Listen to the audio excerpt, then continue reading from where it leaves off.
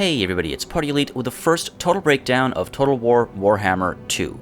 Episode 102 of Total Breakdown brings us a great battle between the High Elves of the insanely long-named Teaching You How to Become Denmark Kid and the Skaven led by a general of a simpler name, 123.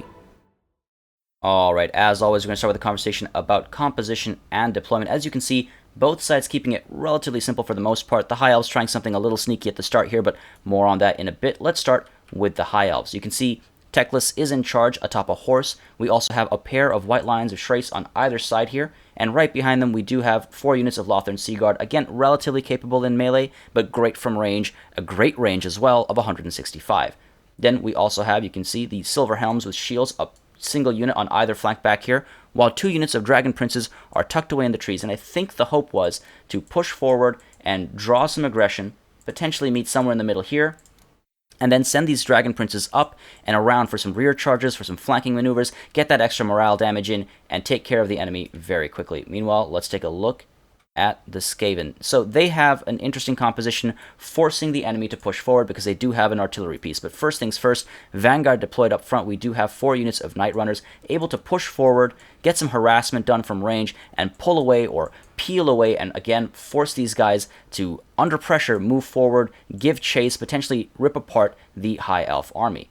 Back here, meanwhile, you'll see we do have Queek Headtaker in charge, Queek himself, while we do have these units of Clan Rats with shields forming the front line, and right behind them we've got the Plague Monk Sensor Bearers on either flank, alongside the Plague Priest atop of a Plague Furnace, with the Poison Wind Globadiers back here to provide some of that beautiful range support, of course, that extra morale damage. And then we have, as I mentioned earlier, the Plague Claw Catapult forcing aggression from the get-go, and this Doom Wheel here probably hoping to either push in and get some flanking maneuvers in or get some rear charges in, and potentially actually join the Night Runners up front, so as they're harassing from range, the Doom Wheel is able to come around and poke and prod at the Lothern Seaguard or at some of these white lines or whatever infantry the enemy might provide. So with all that said and done, let's take a look at how this all breaks down. So right away, of course, the Plague Claw Catapult is going to open fire, as you can see, and it decides to target some of the White Lines of Schrace, which is not a bad idea at all. The White Lines of Schrace are a pretty threatening unit. They're a pretty high-tier unit, so get that damage in there, and if you can bring it below that 50% mark,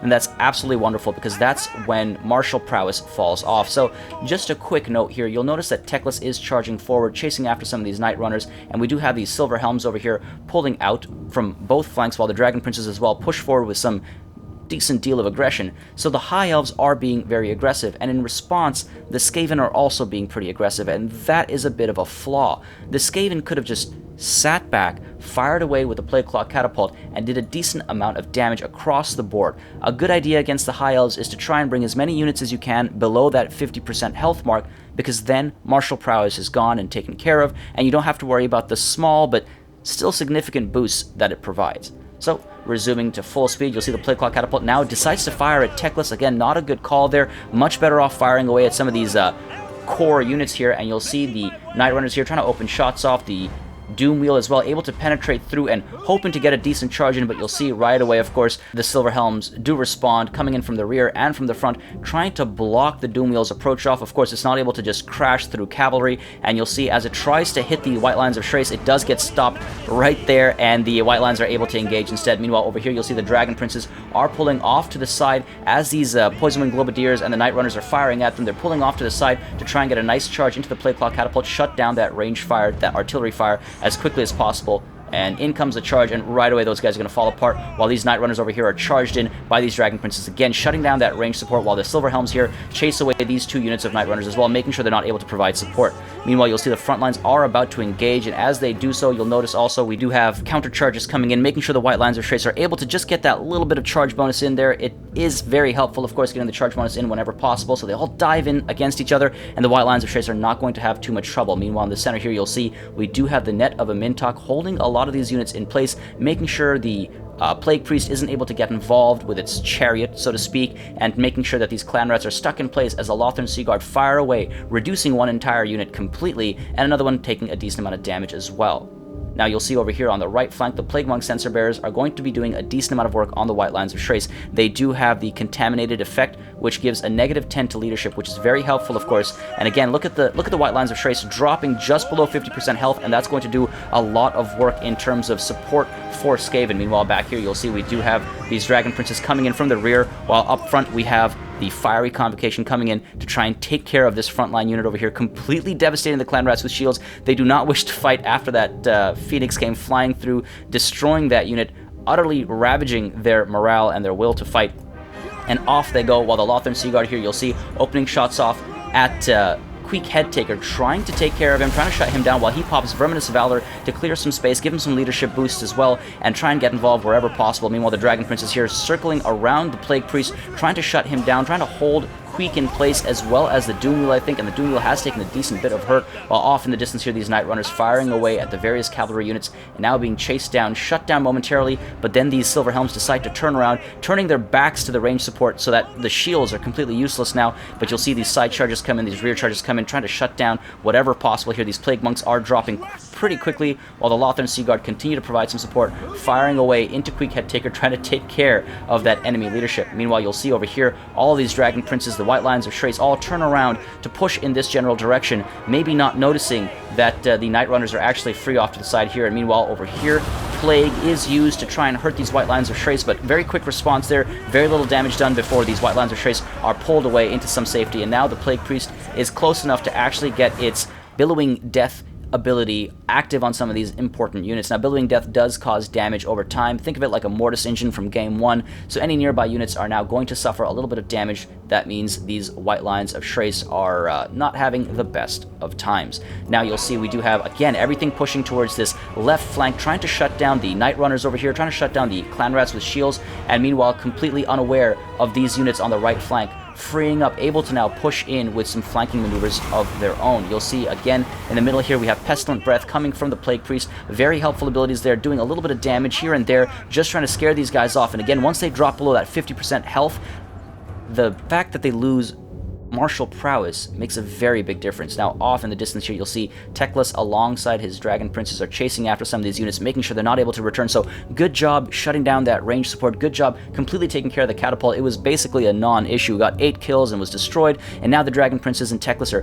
pushing in, shutting down all of that ranged work. But you'll see again to the right flank now, we've got the Plague Monk Sensor Bearers pushing in, trying to shut down the Lothern Sea Guard. We've also got the Night Runners creeping in, while the Lothern Sea Guard are actually distracted, firing to the center here, trying to take care of the Plague Priest. And now you'll see, take a look at the amount of morale damage here. Night Runners firing in a lot of morale damage from range fire. Then we've got the rear charge coming in from the Plague Monk Sensor Bearers, coupled with the fact that they contaminate the enemy, giving that -10 to leadership, and almost instantaneously that morale drops. These guys are not going to want to fight anymore. Look at that, the Lothern Sea Guard completely taken care of in one swift motion. But at this point, of course, the High Elves do realize what's going on, and as the Doom Wheel comes crashing into the Lothern Sea Guard on the side here, these 2 units of Lothern Sea Guard turn around to open shots off at these Night Runners and try and scare them off the field. The Plague Monk Sensor Bearers here chasing after the Lothern Sea Guard, not the best of ideas. It is good to shut down range support more permanently. I often say that, but it might have been a better idea to actually turn around and try and shut down some of these Lothern Sea Guard, some of these other Lothern Sea Guard. Meanwhile, over here, you'll see we've got these Clan Rats coming in from underground,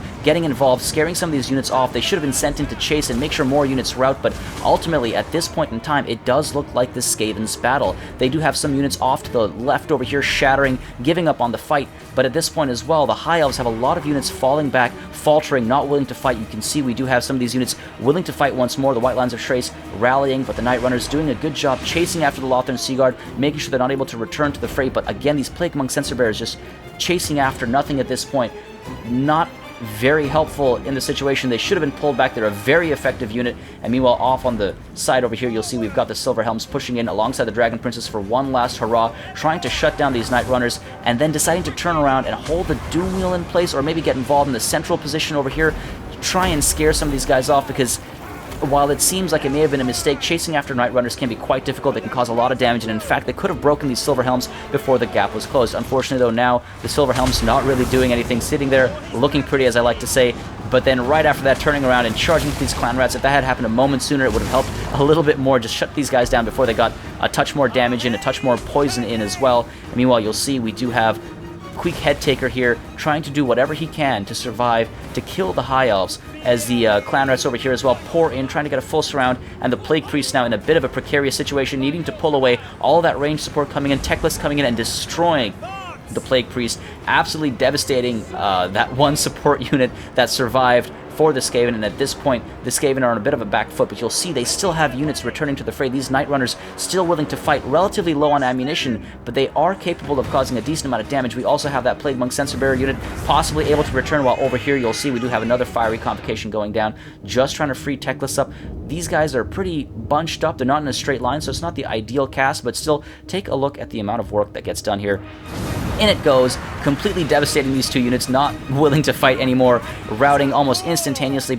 So Teclis does live to fight another day. He's not fully surrounded. You'll see the Night Runners just barely willing to fight as the Clan Rats there completely shattered. And meanwhile, we do have the Plague Monk Sensor Bearers here returning to the fray, and again, going to get a decent rear charge if they're able to close the gap and do a lot of morale damage. Contaminated is an absolutely wonderful capability, so they're going to come in and do a lot of hurt if they're able to close the gap. But the White Lions of Trace notice what's happening, turn around, and they get a head-on charge. So the White Lions of Trace, with their charge bonus and the fact that they did not get rear charged, are going to make very quick work of the Plague Monk Sensor Bearers. Well done. Meanwhile, over here, Queek Headtaker does pop Verminous Valor, more so for the leadership bonus than anything else, I believe. Diving in, trying to take care of whatever he can, trying to cause a little bit of damage and maybe get some of these units to give up, cause a mass rout. You can see the Dragon Princes are actually falling apart. Meanwhile, over here, we do have the Net of a Mintok going down on these Night Runners as the Dragon Princes come in with a nice side charge, and the Lothern Seaguard as well, closing the gap. Again, just shutting down that range support, making sure it's done and dealt with, not able to cause any trickle damage, not only to health, but also to morale, which is absolutely crucial at this phase of the battle. So you'll see that charge comes in. Wonderful charge, great use of the net, making sure these guys aren't able to split and get away, and that spells doom for both of these Night Runner units. So in go the Dragon Princes, in go the Lothern Seaguard, and that's that. Said the Rat in the Hat. Meanwhile, down here, Queek is in a bit of a precarious situation as well. Fully surrounded, he does have to disengage. He's not in an ideal spot, as you can see. He does pop Stand Your Ground just to keep his melee defense up, to keep his leadership up as well. But at this point, the Skaven are probably pretty unsure of how they can approach the battle now. Their range support is completely taken care of. Their, in fact, melee units are completely destroyed.